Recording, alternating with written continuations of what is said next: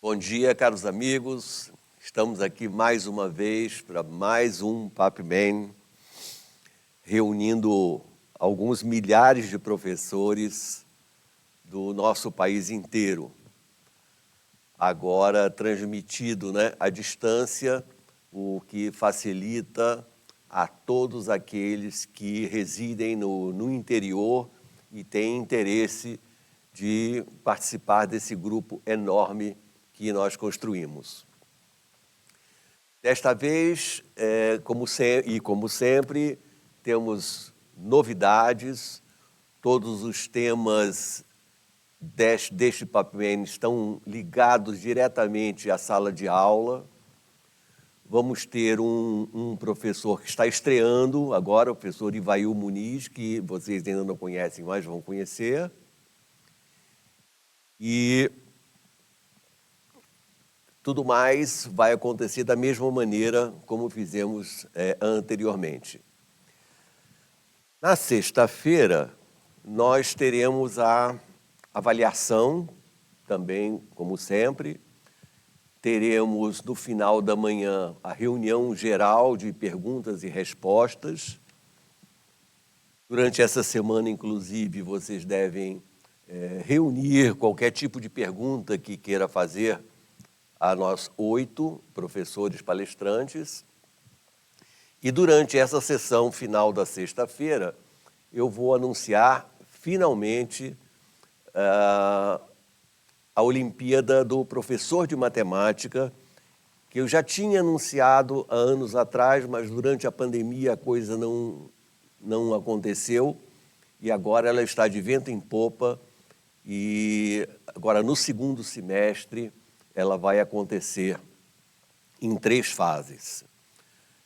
Muitos perguntam se a Olimpíada do Professor de Matemática será uma prova de resolução de problemas, e eu digo que não é nada disso, Na sexta-feira eu vou explicar um pouco melhor e vamos dar todas as orientações para quem quiser participar, concorrendo a uma viagem de 2 semanas à China, para conhecer o dia a dia do ensino de matemática em Xangai. Bom, sexta-feira, então, vocês terão todas as informações sobre esse evento. A nossa primeira aula tem o título de Reconhecimento de Padrões. Reconhecer um padrão é uma coisa assim, muito importante, não só para o matemático, para o aluno de matemática, para todos, em qualquer tipo de profissão, reconhecer se alguma coisa se repete e de que maneira ela se repete, de tal maneira que você possa fazer uma previsão do que vai acontecer no futuro. Vamos dar um primeiro exemplo bem simples, que é o seguinte.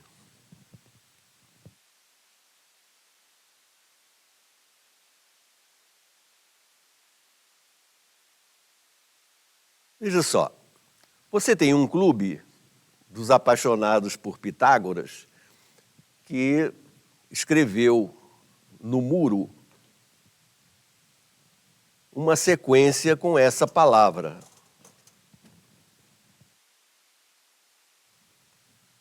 Pitágoras.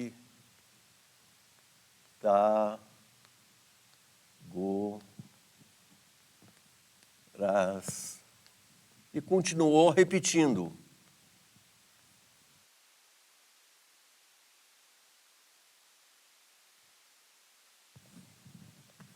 Então formou-se uma sequência. E a pergunta é: qual é a 40ª letra? A 40ª não, 400ª letra.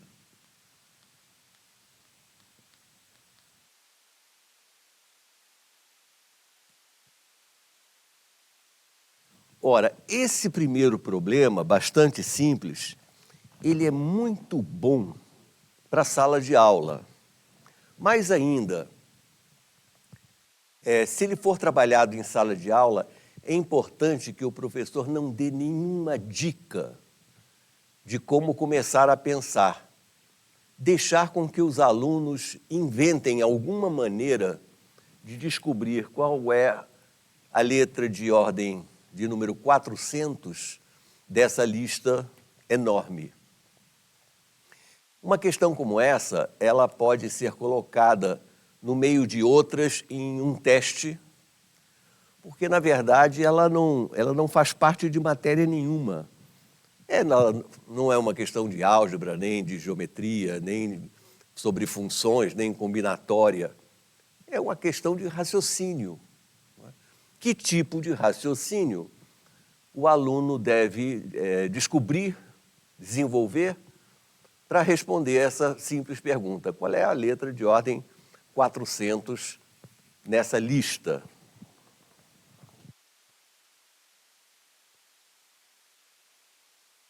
Se espera que o aluno descubra um padrão. Ou seja, o que está se repetindo? O que está se repetindo é esse trecho formado pela palavra Pitágoras, que possui 9 letras.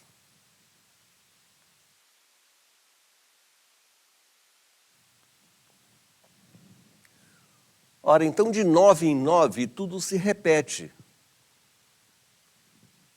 O que nós esperamos que o aluno possa perceber? Que ele possa dividir 400 por 9.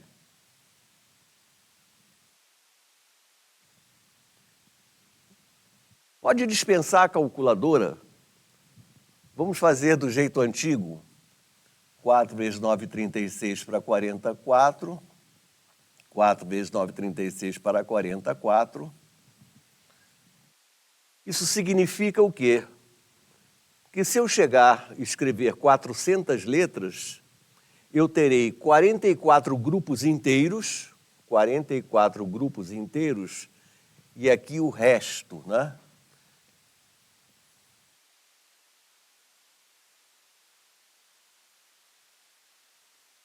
Ou seja, a nossa letra é a letra número 4 do próximo grupo. Então, se eu já até aqui, se eu tenho 44 grupos completos, eu conto mais 4 letras, 1, 2, 3, e aqui está a resposta.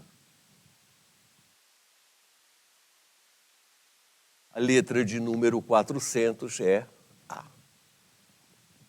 Como eu disse, então, é uma questão que não é de álgebra, não é ligada a matéria nenhuma que você esteja dando na sala de aula, mas é uma questão útil para despertar no aluno o raciocínio e essa ideia que, diversas vezes, ele deve buscar um padrão. Se uma coisa se repete, como é que ela está se repetindo e o que eu posso prever para o futuro?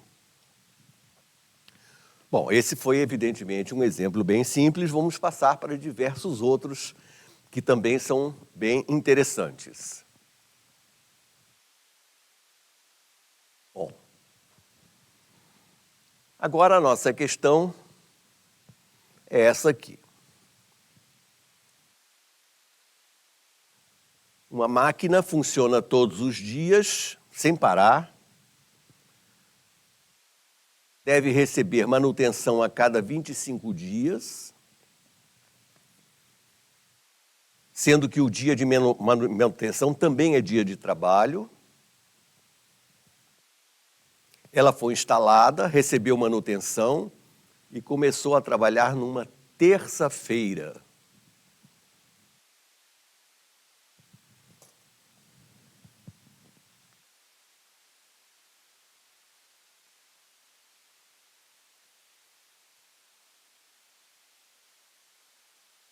Pergunta é, em que dia da semana ocorreu a 100ª manutenção? Pensem nisso, 1 minuto, para que a gente possa resolver, mas com você já tendo uma ideia clara do que você deve buscar numa questão desse tipo.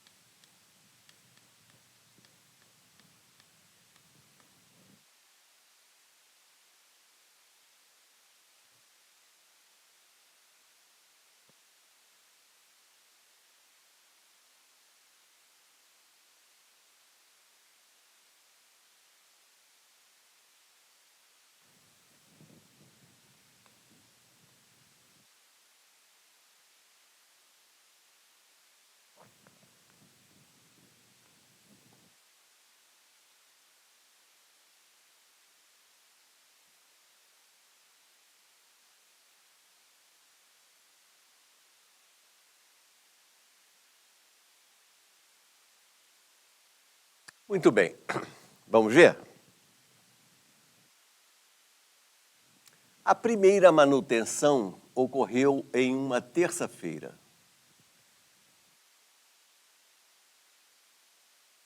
Vamos ver quando ocorre a próxima manutenção?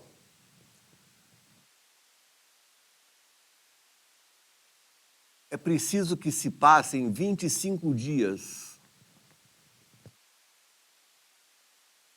Ora, 25 dividido por 7, que são 7 dias da semana,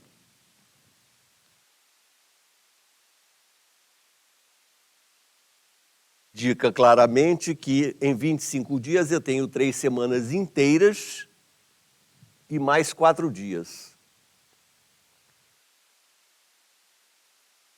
Muito bem. Repara que a primeira semana termina neste ponto e a partir daqui começa uma nova semana.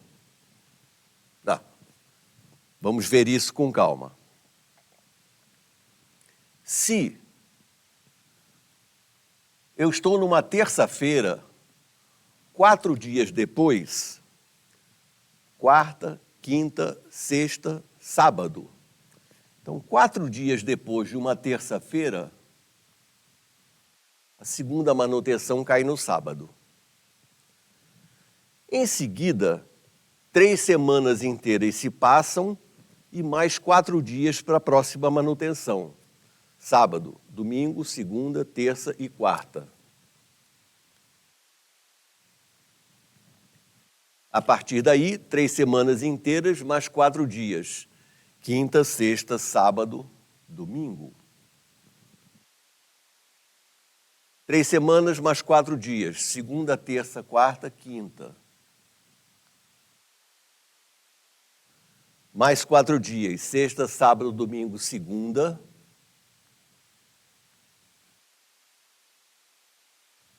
Três semanas mais 4 dias. Terça, quarta, quinta e sexta. 3 semanas mais 4 dias.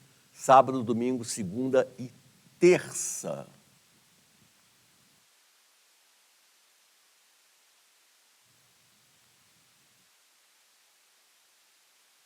Olha o padrão. A partir daqui, naturalmente, vai começar tudo outra vez. Depois de terça vem sábado, depois vem quarta, depois vem domingo e assim por diante.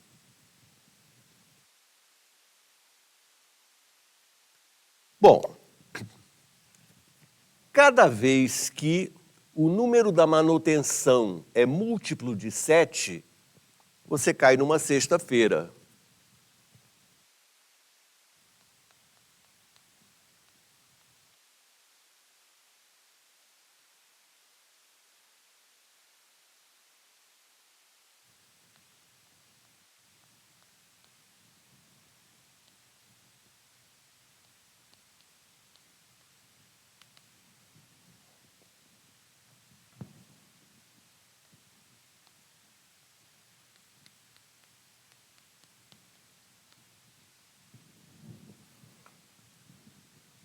Agora vamos ver, se eu quero a centésima manutenção, repara que 98 é múltiplo de 7.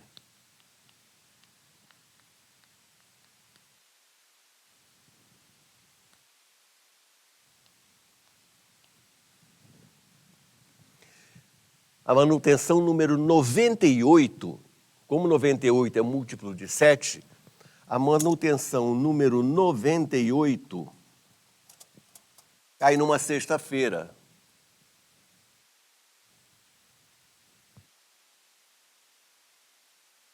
Logo, a manutenção número 99 cai numa terça e, finalmente, a manutenção número 100 cai no sábado.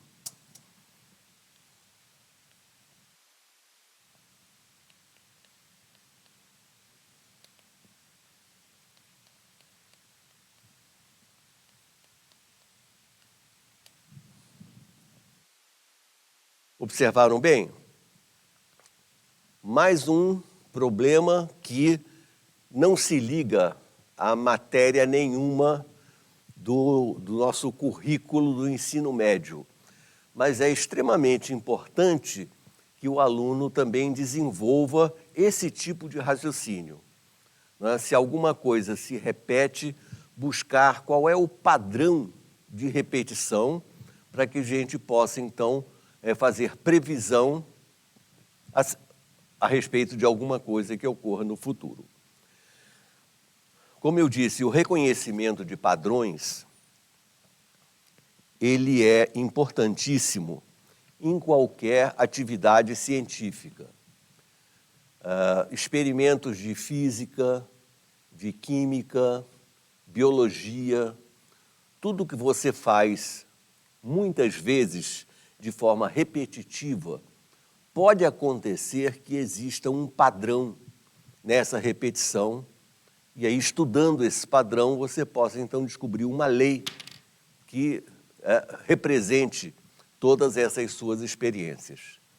Então, o reconhecimento de padrões é uma atividade que todos os alunos da escola devem desenvolver, e eu sugiro fortemente que qualquer que seja a matéria que você esteja ministrando, sempre há lugar para você incluir uma dessas questões no meio de outras e para ver o que os alunos fazem, o que eles conseguem, como eles conseguem raciocinar.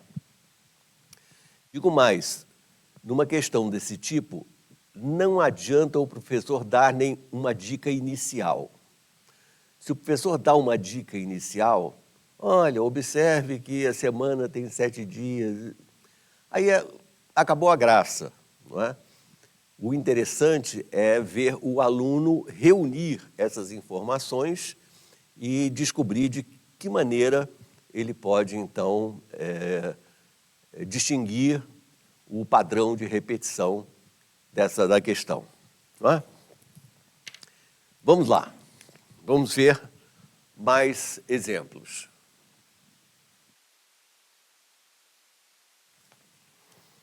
Terceiro problema nosso.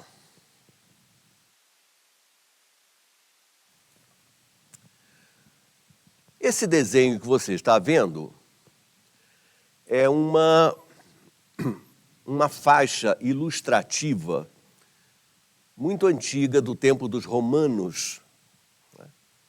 E é uma linha poligonal que aqui está colocada no plano cartesiano, de tal maneira que ela começa no ponto 0, 0, sobe ao ponto 0, 2, está vendo?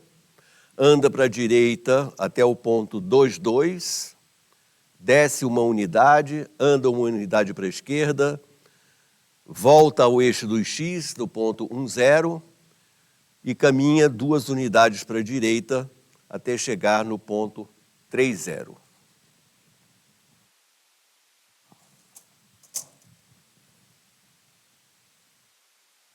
Vamos ilustrar mais ou menos esse padrão. Aqui o padrão está claro, né?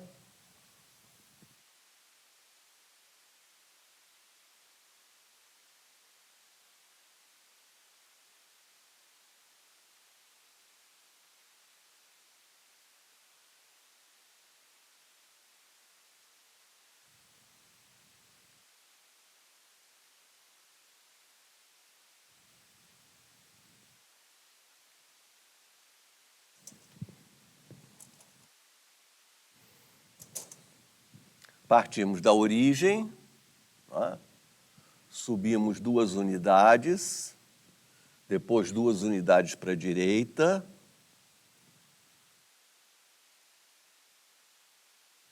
uma unidade para baixo, uma para a esquerda, uma para baixo e 2 à direita. Aqui terminou o padrão.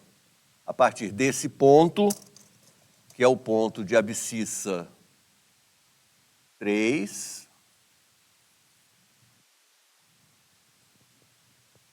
começa um novo desenho igual ao anterior.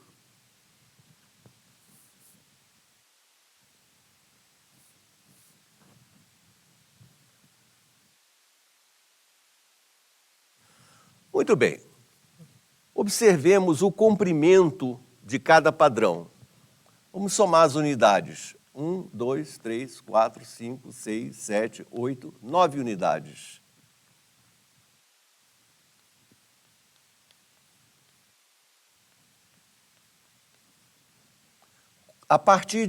Com 9 unidades, eu chego à abscissa 3.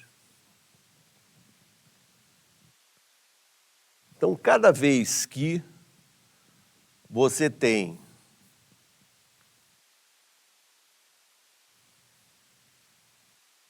um padrão,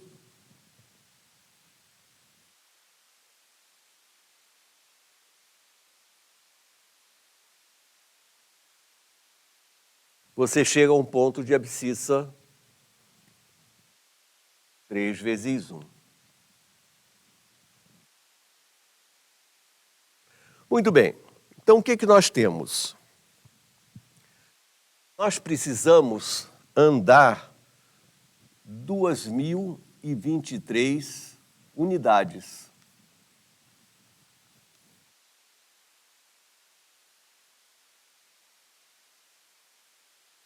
O que raciocinamos? Cada 9 unidades forma um padrão. Então, divida 2.023 por 9. E você encontra quociente 224 e encontra resto 7. O que isso quer dizer? Cada vez que você anda um padrão, você chega no ponto de abscissa 3 vezes 1. Cada vez que você anda 224 padrões,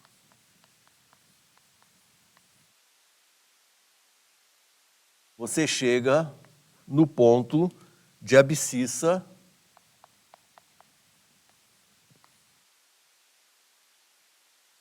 224 vezes 3, ou seja, 672. Então, você andou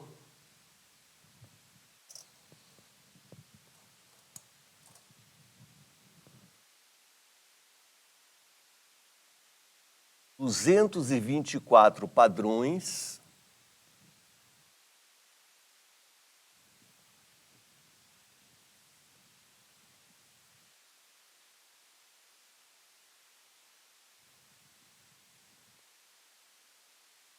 chegou no ponto de abscissa 672.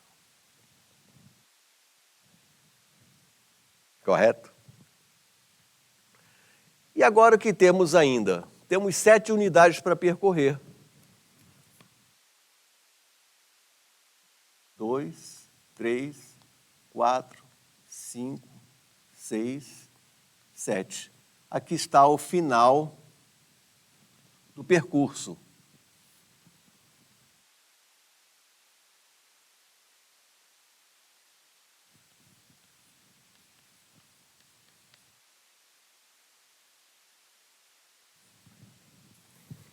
não é? Depois de 224 padrões inteiros, eu andei mais 7 unidades e aqui eu terei completado 2.023 unidades e o final do percurso, então, é o ponto 673, 0.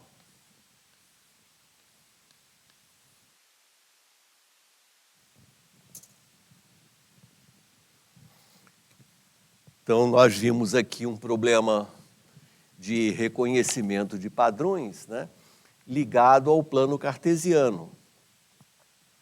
Então, seja qual for a matéria que você esteja ministrando, sempre há um lugar para uma questão interessante, desafiadora. Os alunos gostam muito. Eu, de vez em quando, paro a aula e diz assim, vamos fazer uma questão diferente, vale meio ponto. Só dizer, né, vale meio ponto, fica todo mundo atiçado. Aí alguém pergunta, de que matéria que é? Eu digo, não é de matéria nenhuma, é para pensar. Aí a gente joga uma questão de reconhecimento de padrão e deixa eles se virarem. Formar duplas também é interessante porque permite a discussão entre duas pessoas de como abordar o problema, né? O que eu preciso descobrir primeiro, né? Qual é o padrão, o que está se repetindo. Então, são questões que, para a sala de aula, têm um efeito excelente. Muito bem. Mas temos muitos exemplos, não é? Para fazer.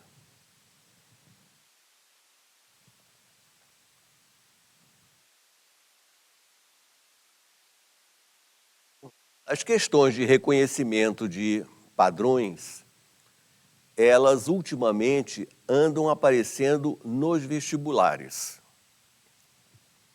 Nós vamos ver alguma delas agora. Vou começar com uma delas.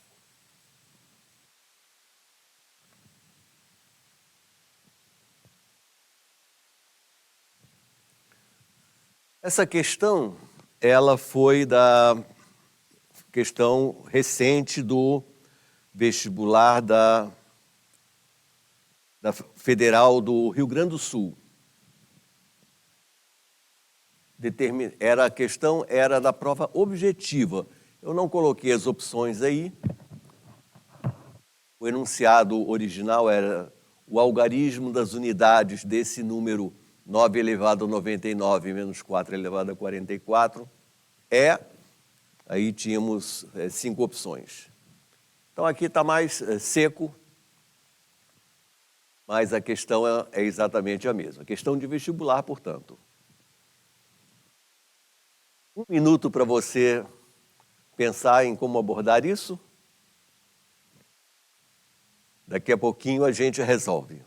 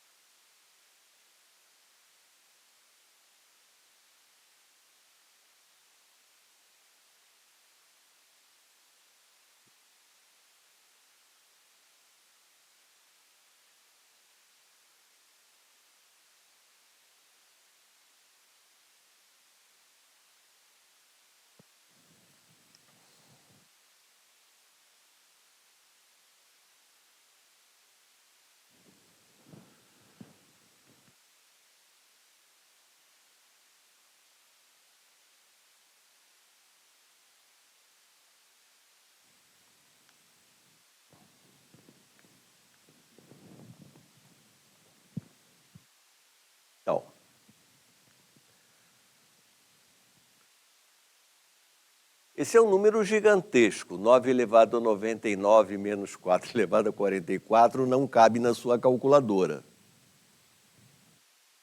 E a pergunta é, qual é o algarismo das unidades desse número?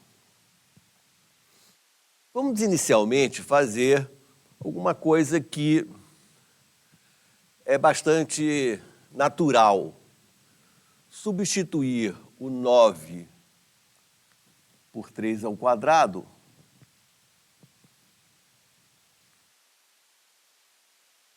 e substituir o 4 por 2 ao quadrado.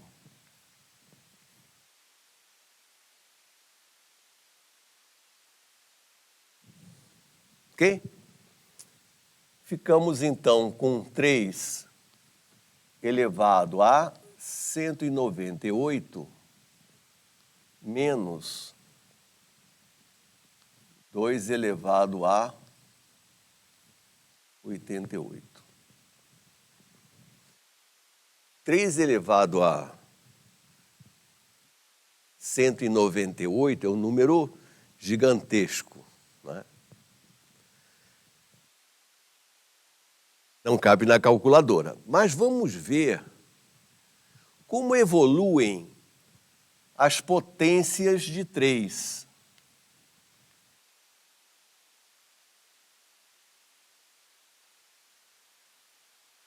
Três elevado a 1, 3.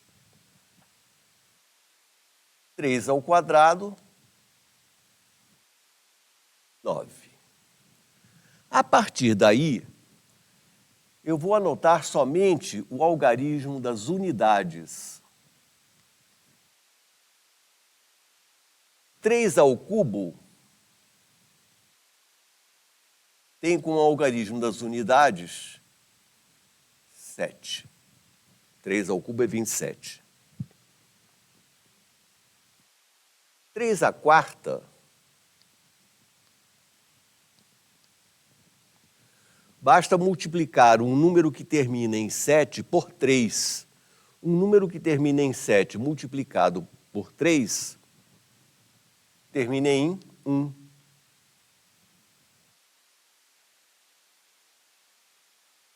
Seguindo, 3 à quinta significa que eu vou pegar o número anterior, que termina em 1, e vou multiplicar por 3. Aí ele passa a terminar em 3. Pode ver? Começa a repetir. O próximo número significa multiplicar um número que termina em 3 por 3. Eu vou obter um número que termina em 9.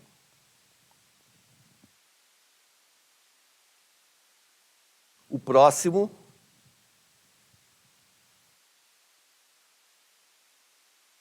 terminará em 7. Mais um para ficar bonito aqui.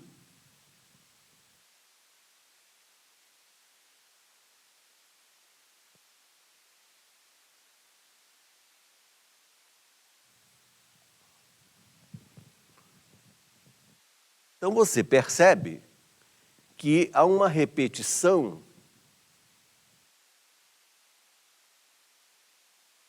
de 4 em 4. Mais ainda,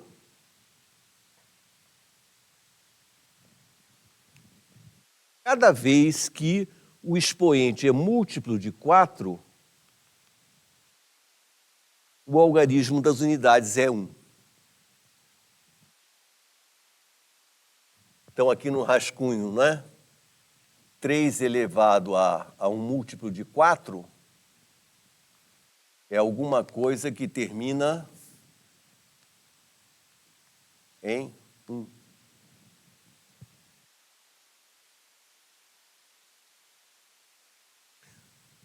Bom, aqui eu tenho 198. 198 não é múltiplo de 4, mas 196 é.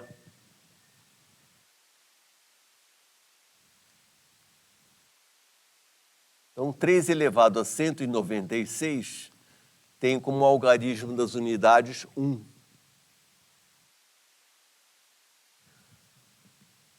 3 elevado a 197 tem algarismo das unidades 3, e 3 elevado a 198 tem como algarismo das unidades 9.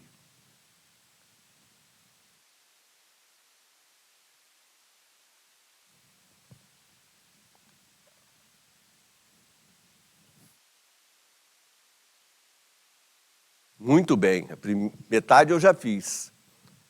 Vamos fazer o mesmo raciocínio para as potências de 2, chegando até 2 elevado a 88. Vamos fazer, então, nessa segunda coluna, as potências de 2, anotando também algarismo das unidades de cada uma das potências. 2 elevado a 1, 2 ao quadrado. 2 ao cubo.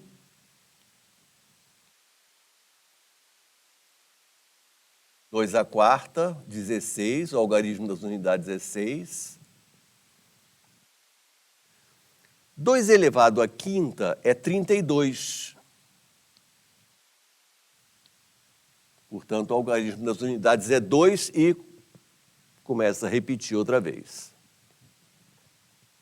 2 à sexta terminará em 4. 2 à sétima em 8. 2 à oitava em 6.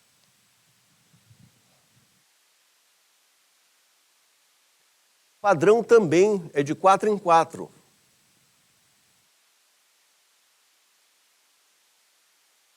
Eu percebo, então, que cada vez que o expoente do 2 é múltiplo de 4, o algarismo das unidades é 6. Então, 2 elevado a um múltiplo de 4 é alguma coisa que termina em 6. Ora, 88 é múltiplo de 4. Portanto, 2 elevado a 88 tem como algarismo das unidades 6.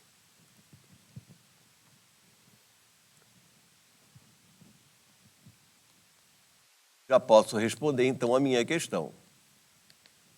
O algarismo das unidades desse número é o algarismo das unidades de 3 elevado a 198, que é 9, menos o algarismo das unidades de 2 elevado a 88, 6.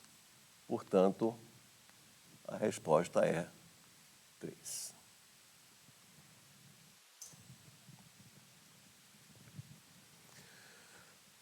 Questão, então, da prova objetiva do vestibular da Universidade Federal do Rio Grande do Sul. Como se vê, né? Ligado a matéria nenhuma, mas com esse espírito forte de reconhecimento de um padrão. Você não consegue calcular 3 elevado a 198, nem na sua calculadora, muito menos nem no computador, mas você consegue descobrir qual é o seu algarismo das unidades, observando, então, a repetição deles, formando um padrão de 4 em 4. Então, colecionem esses problemas e, de vez em quando, lancem um deles na sala, que não só é muito instrutivo, como essas questões fazem sucesso com os alunos.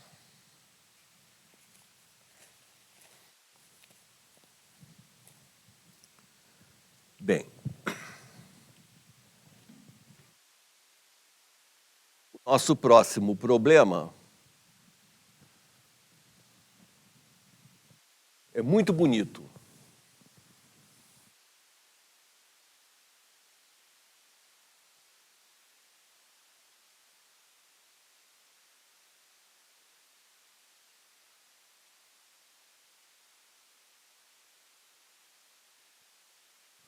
Vamos ver o próximo problema. Aqui está. É uma questão do último vestibular da Fundação Getúlio Vargas, aqui do Rio de Janeiro. Considere a sequência definida por... Repare que os 3 primeiros elementos são dados.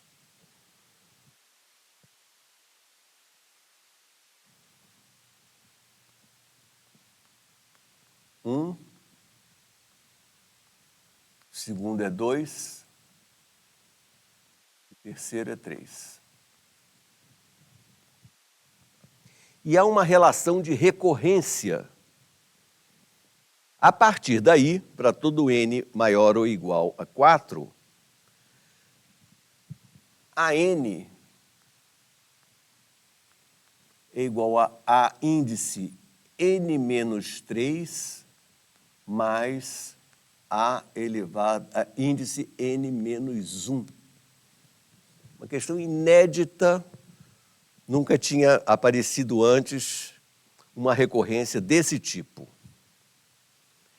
Então, observe o seguinte, quando n é 4, se eu quero calcular o A4, eu preciso, então, somar o A1 com o A3.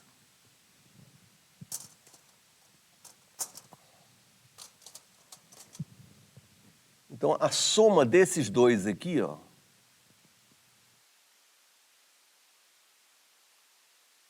vai dar esse aqui.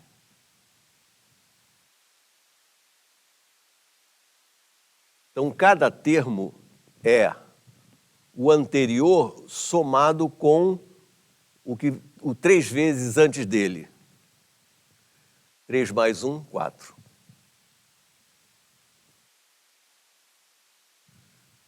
Aí se pergunta, será que vai seguir essa sequência dos números naturais? Vamos ver. Para o próximo, eu tenho que somar esse com esse, esses dois aqui. O anterior pula esse e soma com aquele. Vai dar 6. Não dá a sequência dos números naturais. E o próximo? O próximo tem que somar o anterior com esse daqui. 3 mais 6, 9.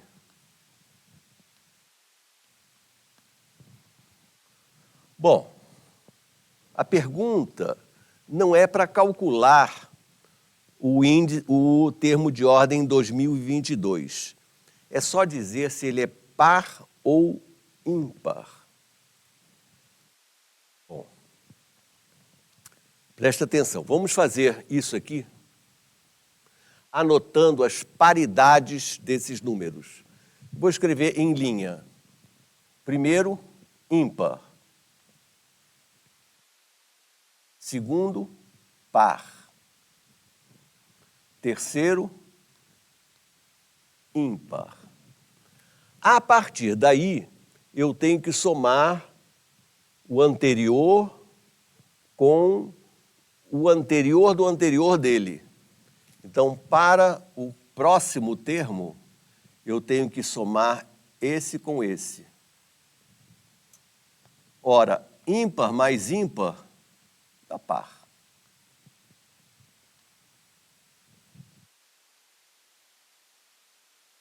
Para o próximo, eu tenho que somar estes dois aqui, ó.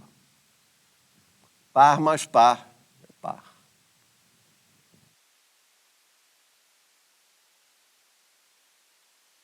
Não há ainda nenhuma previsão para o futuro. Temos que fazer mais. Para o próximo, eu tenho que somar esses dois. Ímpar mais par,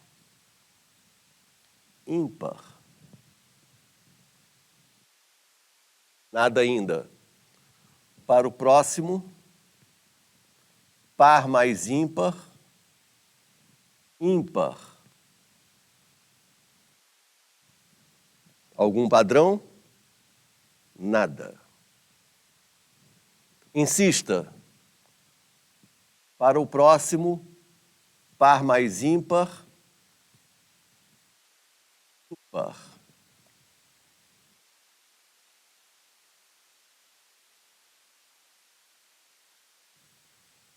Para o próximo, ímpar mais ímpar, par.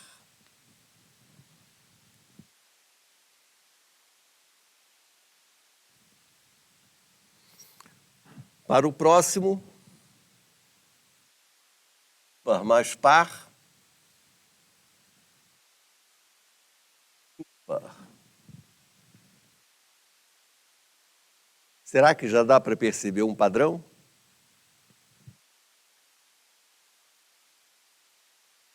Para o próximo, ímpar mais ímpar,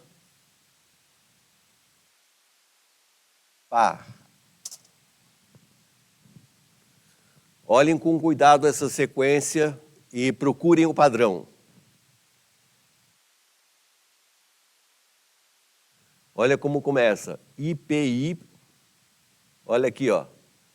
IPI, IPIP, IPIP. É preciso ficar atento, né, para descobrir o padrão. Então, o padrão está aqui, ó.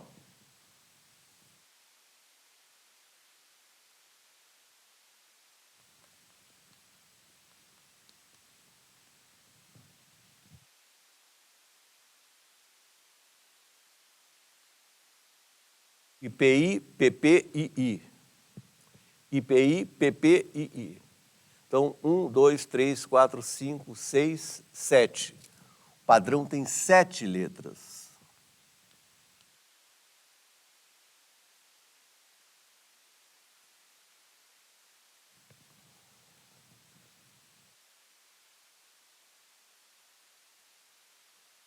Uma vez que o padrão tem 7 letras, eu quero conhecer a índice 2022. O que temos que fazer? Dividir 2022 por 7. Conseguimos quociente 288 e resto 6. Pronto. Depois de repetir 288 vezes o padrão, nós vamos voltar ao ponto de partida. Vamos começar de novo. E aí contar 6 letras desse novo padrão que não termina, vai ser até a letra número 6. Então, 1, 2, 3, 4, 5, 6. Essa letra aqui. Então, A, índice 2022, é ímpar. O resto 6 indica a 6ª letra do próximo padrão, que começa em I, e a 6ª letra é I também. Aí a pergunta a seguir é, e o seguinte, 2023? Bom,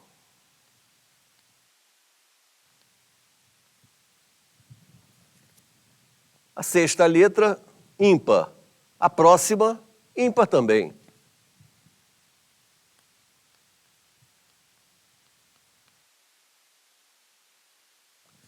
Essa questão, ela fez parte da prova discursiva da FGV.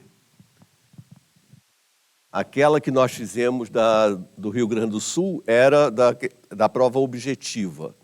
Então, era só marcar uma opção.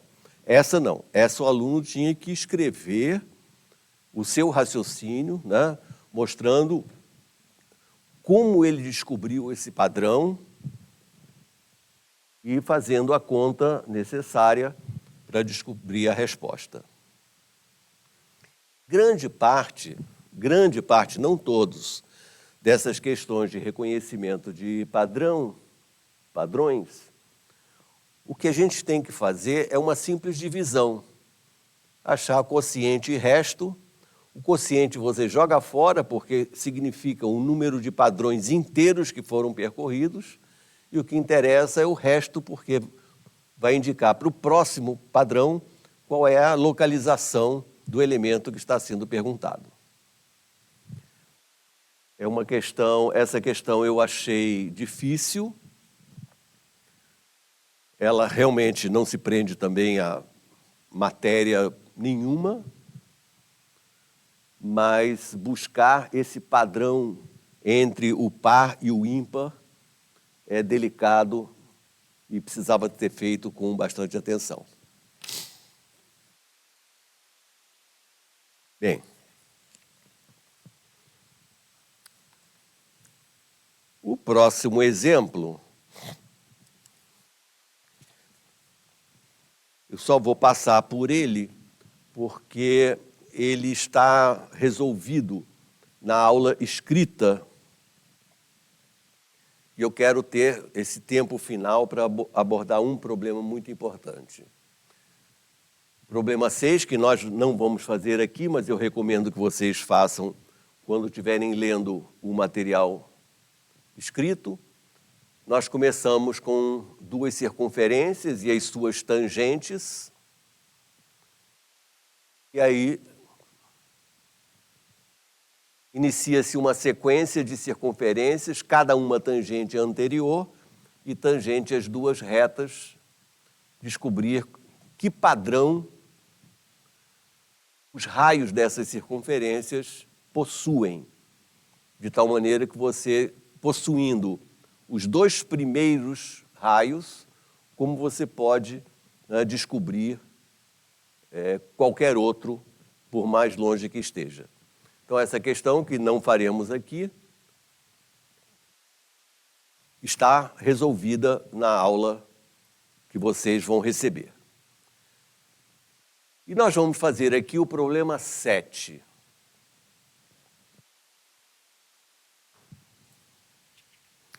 São dadas N retas em um plano em posição geral. O que significa isso? Não existem retas paralelas e não existem três retas que passem num único ponto. A pergunta é: em quantas regiões o plano ficou dividido?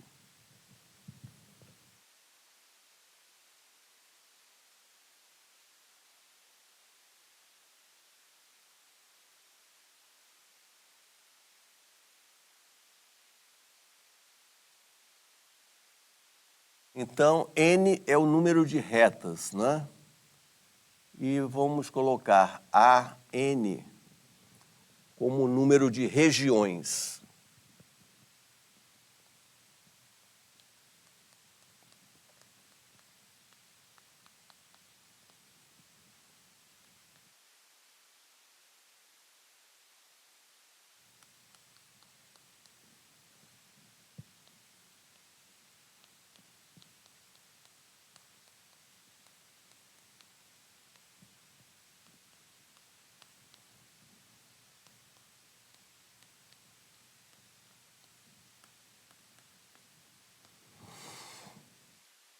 Muito bem. Eu vou começar esta sequência com 0. N é o número de retas. Então, no momento, se eu não tenho nenhuma reta, o plano está inteiro. Ou seja, existe uma região que é o plano inteiro. Aí eu vou desenhando as retas. Ao desenhar uma reta, meu plano ficou dividido em duas regiões.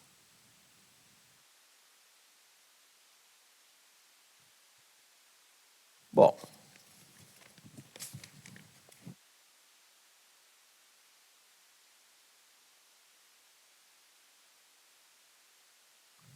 Vamos colocar duas retas.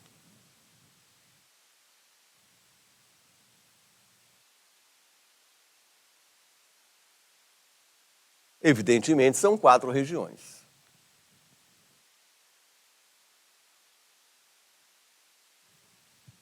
Quando se vê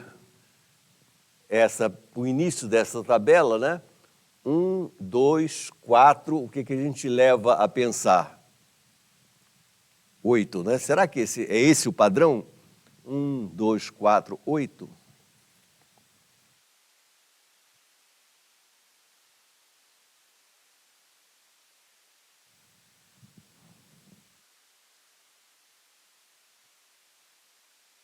Três retas.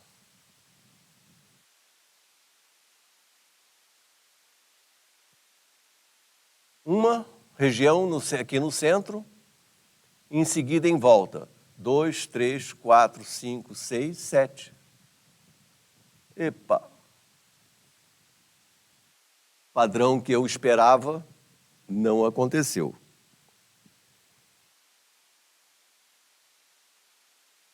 Quatro retas.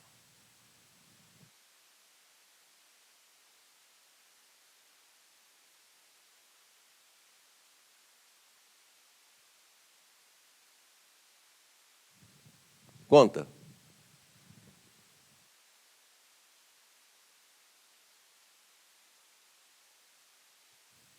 11.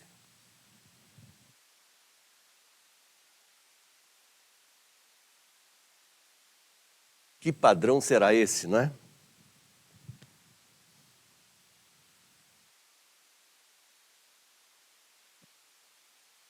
Cinco retas. Posição geral.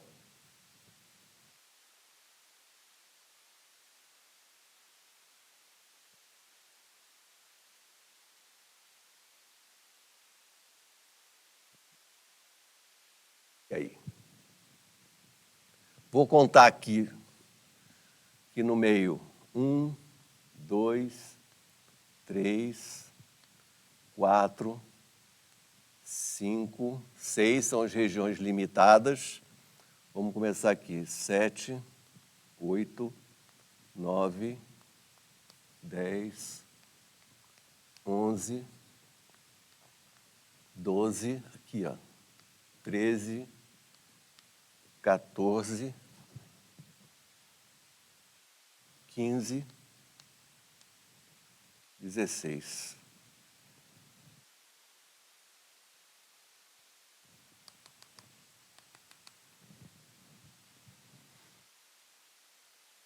Pois é, nossa missão agora é reconhecer esse padrão. Como esses números evoluem. Certamente não é progressão aritmética nem progressão geométrica.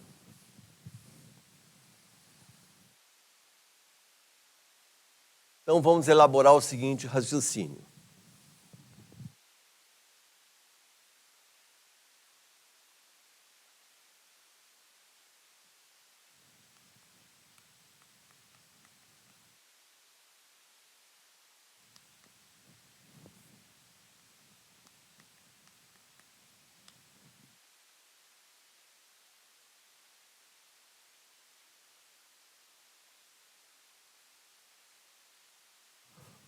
Considere que n-1 retas estão traçadas.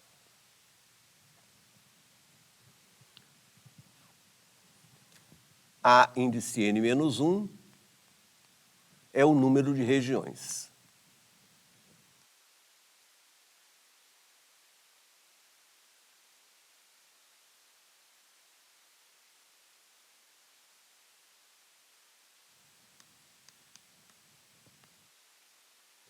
Muito bem.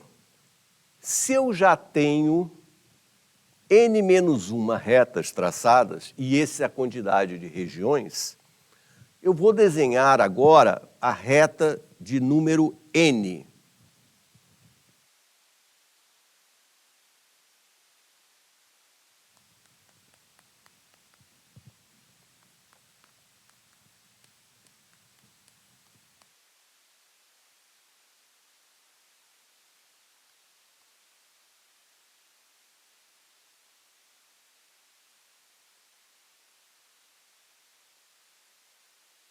Essa reta de número n, ela corta todas as retas anteriores. Então, ela cortou todas as retas anteriores em um ponto cada uma. Consequentemente, nós vamos ter aqui n-1 pontos de interseção.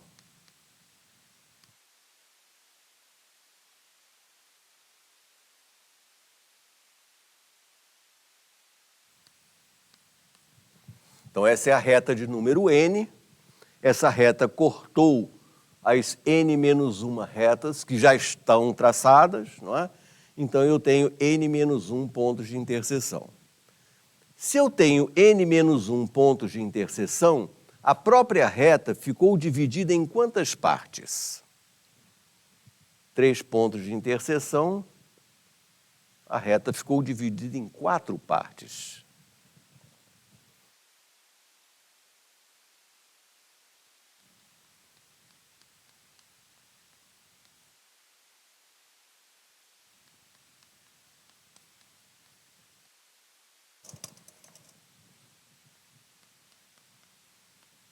Em N partes.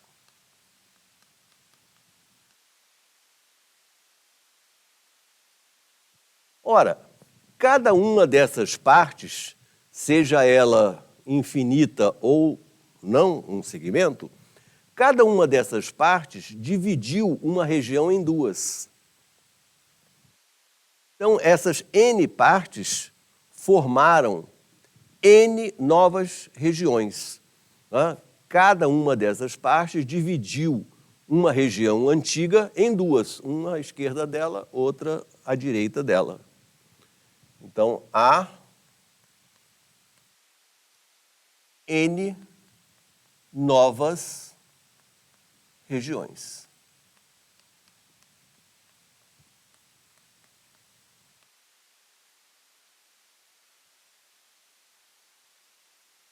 Portanto, o número de regiões, quando eu desenho a reta de número n, é o número de regiões que já existia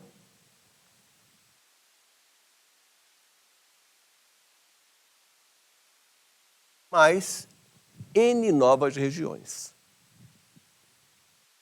Aqui o n é maior ou igual de 0.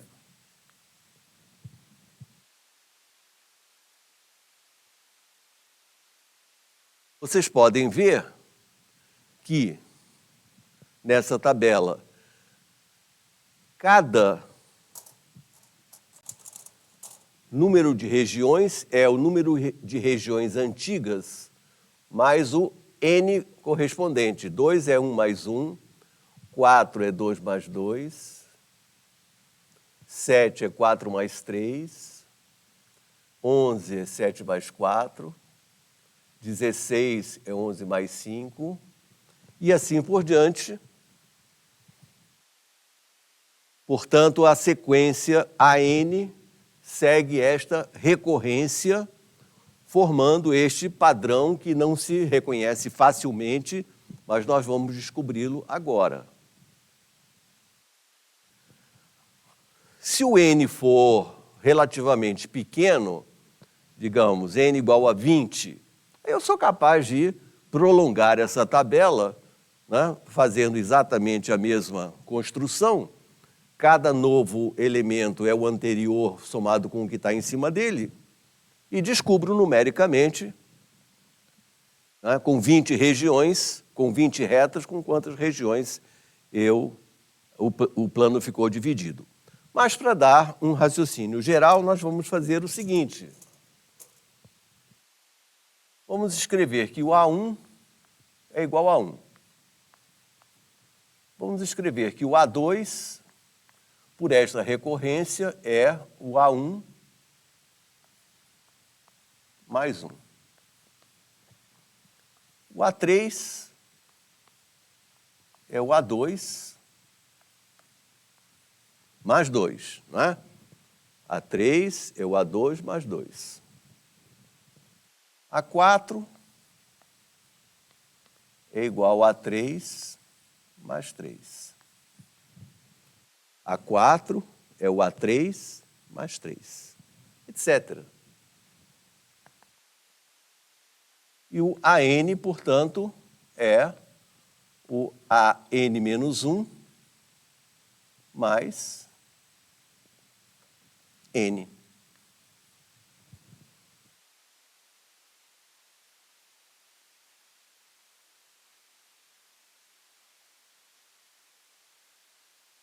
Tudo certo?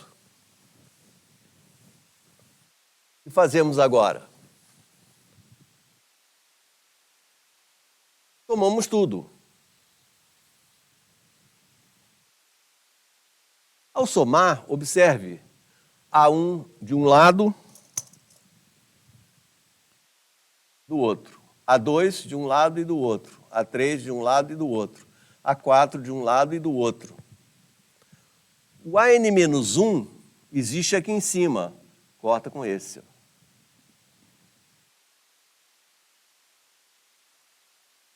que sobra? AN igual a 1 mais.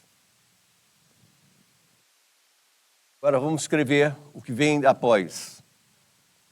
1 mais 2 mais 3 mais N.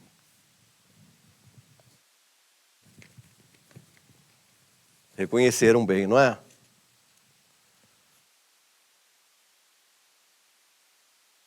Aqui você tem a soma dos primeiros números naturais. Então, vamos fazer a soma dos elementos de uma progressão aritmética. 1 mais soma da PA. Primeiro termo mais o último, vezes número de termos sobre 2. Fazendo as contas, o número de regiões, no caso geral, é N2 mais N mais 2 sobre 2. Aqui está. Essa foi a questão mais difícil do dia, mas é uma questão que alunos do ensino médio podem entender perfeitamente e ela preenche uma aula onde você pode fazer perguntas, fazer experiências, como esse desenho que eu fiz aqui, e acrescentando as retas uma a uma e observando essa tabela. É possível que só com essa tabela alguns alunos percebam o padrão, que cada número é o anterior somado com o que está em cima. Mas cuidado, observar que isso está acontecendo aqui não é uma demonstração, né? É uma conjectura. Será que isso vai acontecer para sempre? Ou será que em algum momento vai ser diferente? Então, fazer isso, observar, é importantíssimo, mas fornecer um argumento para obter a fórmula geral é também um exercício do maior valor, na minha opinião. Repara que essa questão está ligada simplesmente à soma dos elementos de uma progressão aritmética. Então, a partir do momento que os alunos conhecem a fórmula da progressão aritmética, em qualquer momento você pode lançar um problema como esse. O tema que eu abordei hoje, ele é vastíssimo, né? Há inúmeros problemas muito interessantes, que alguns não se prendem a matéria nenhuma, outros estão realmente ligados, ao plano cartesiano, a progressões aritméticas ou alguma outra coisa, mas eles são do maior valor. Vocês, então, hoje à tarde têm exercícios para fazer, tem 3 exercícios bem interessantes também, que vocês vão se divertir bastante. Em seguida, você vai assistir a aula do Luciano e na sexta-feira estaremos todos juntos para a reunião final. Insisto que todas as perguntas que você quiser fazer a qualquer um de nós, envie sua pergunta durante a semana. Nós faremos uma seleção e vamos respondê-las a maior quantidade possível na própria sessão da sexta-feira. Muito obrigado. Então, aproveitem o dia e até a próxima vez.